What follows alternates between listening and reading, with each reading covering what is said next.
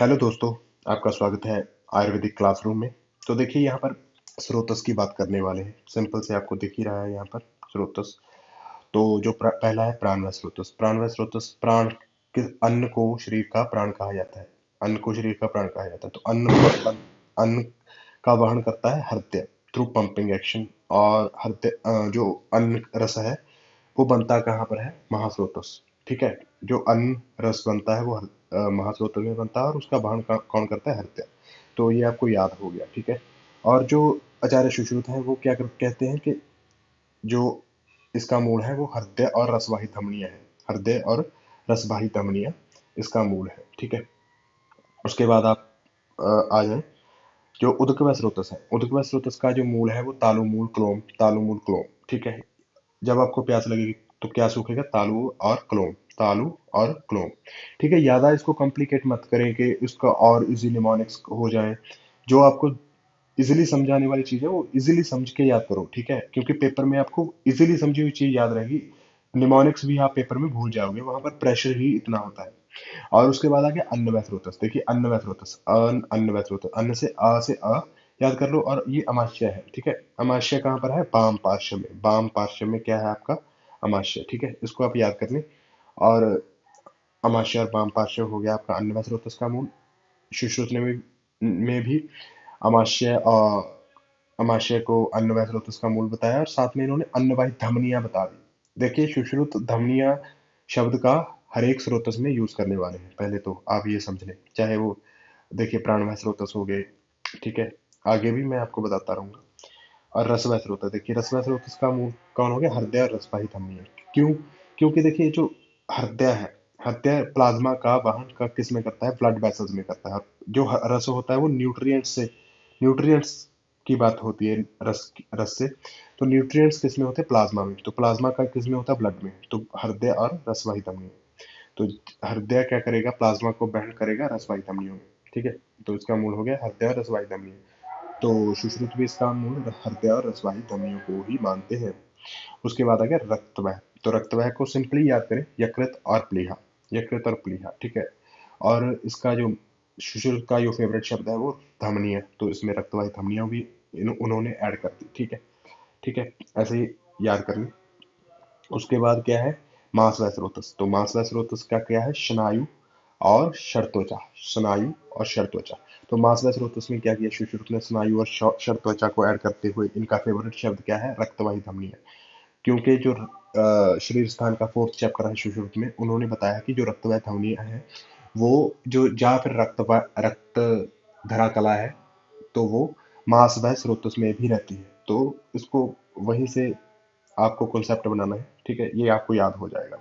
उसके बाद आ गया मेदोभय स्रोतस। तो मेदोभय स्रोतस जो वृक्क है, जो वृक्क है वो किससे बनता है? चाहे आप सुश्रुत का देख लें चाहे आप चरक का देख लो, दोनों ने वृक्क को माना है।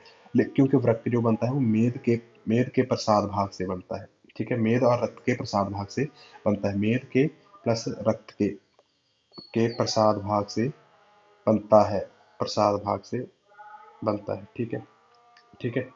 तो उससे ही आपको ये याद करना है कि मेद और रक्त के प्रसाद भाग से जो बनता है वो है वृक्क। ठीक है। तो देखिए यहाँ पर जो आचार्य चरक हैं वो बताते हैं मेद का वृक्क और बपावह। और जो आचार्य सुश्रुत बताते हैं वो पोजीशन के हिसाब से बताते हैं। पोजीशन के हिसाब से देखिए यहाँ पर वृक्क तो मानते हैं और साथ में उनकी पोजीशन जो होती है, वृक्क कहाँ पर होते हैं? Dorsally attached on the posterior wall of the body. Dorsally attached on the posterior wall of the body. तो कटी कटी प्रदेश।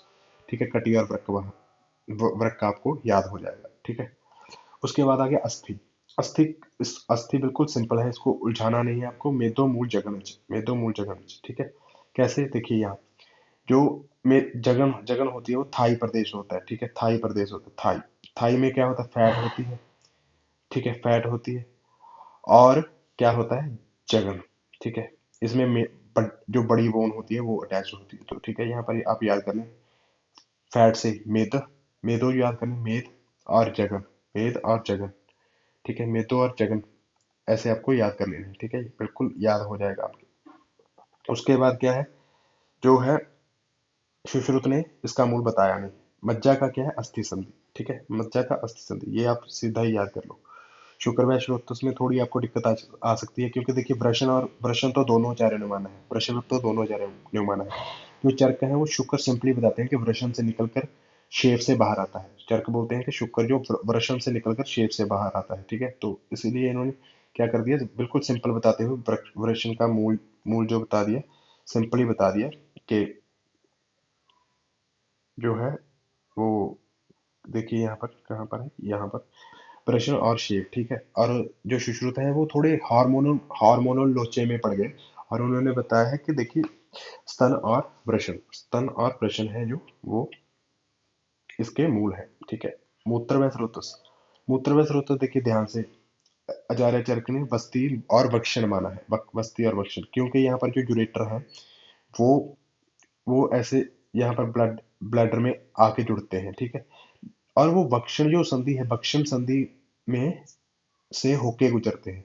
इसलिए चरक ने देखा है कि अगर वक्षण पर कट लग जाए तो मूत्रवय स्रोतस की दिक्कत आ सकती है, तो उन्होंने वक्षण और वस्ती बोल दिया, वक्षण और वस्ती बोल दिया, ठीक है। वक्षण और वस्ती चरक ने बोल दिया इसी कॉन्सेप्ट पे आधारित होके। लेकिन जो सुश्रुत है वो बस्ती और मेढर मानते हैं, बस्ती और मेढर प्रदेश को मानते हैं, ठीक है। बस्ती और मेढर प्रदेश को मानते हैं, ठीक है। इसको ऐसे ही आप याद कर लें। उसके बाद क्या है, स्वेदो व स्रोत, स्वेद का चैनल जो है उसका मूल कौन सा है। अगर आप ज्यादा वर्जिश करोगे तो आपकी मेद पिघलेगी, स्वेद आएगा, तो मेद होगी एक, तो दूसरा क्या होगा, रोमकूप। रोमकूप एक तरह का चैनल है जिससे आपका स्वेद बाहर आता है, ठीक है। तो बिल्कुल आपको याद कर लेना है, मेदो मूल रोमकूप, और सुश्रुत ने ये नहीं माना है, ठीक है। उसके बाद है पुरीश्व स्रोतस, पुरीश्व स्रोतस का मूल क्या है, पक्वाशय और स्थूलगुद, पक्वाशय और स्थूलगुद, पक्वाशय और स्थूलगुद। तो यहाँ पर जो सुश्रुत है ये गुद को स्थूल ना मानते हुए सिर्फ पक्वाशय और गुद मानते हैं।